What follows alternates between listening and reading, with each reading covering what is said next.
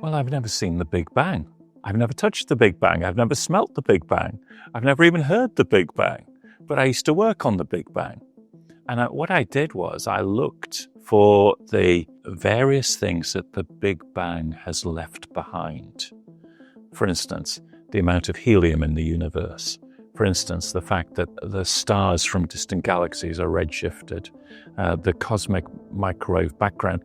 These are things left behind by the Big Bang, which as a cosmologist I would look at.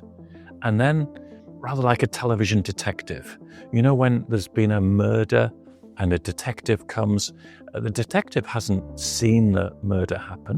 What the detective does is look for various clues or pieces of evidence. And that leads back to the best way of interpreting what happened at the murder scene, or for me as a scientist, what happened with the Big Bang. So I'm entirely happy in believing in things and trusting in things that I've never seen, heard, smelt, or even touched. However, there is something I think which is very important about God, which is Christians believe that God is not an impersonal mathematical theory. Christians believe that God is a person. So if God is a person, there is an experience of God which Christians talk about. It's a subjective experience, and they testify, and I testify, to experiencing God in my life. As a physicist, when I come to a sense of love, I can't explain that as a physicist. If I use a silly illustration, does my wife love me? Well, I could look for evidence. Does she buy me a Valentine's card every year? That might give me some evidence. Does she scream and run out of the room every time she sees me? That would give me some evidence the different way.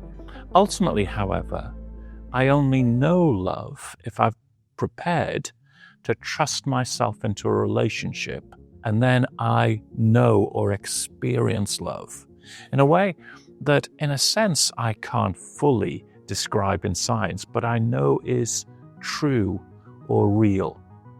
And therefore, in my own life, there's the evidence which points towards the existence of God, but there's also that personal experience which often transcends science, which Christians over countless centuries and in so many different parts of the world have experienced, and I have to testify that I've experienced the love of God in Jesus Christ.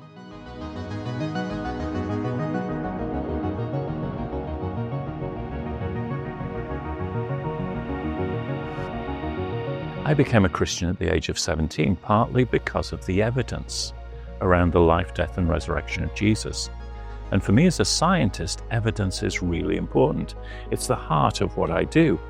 And I think in the stories and accounts of Scripture, and particularly around the life, death, and resurrection of Jesus of Nazareth, there is good historical evidence to show, first of all, that Jesus was God walking the pages of space-time history, but also, particularly in the resurrection, that God can go beyond the normal laws of physics.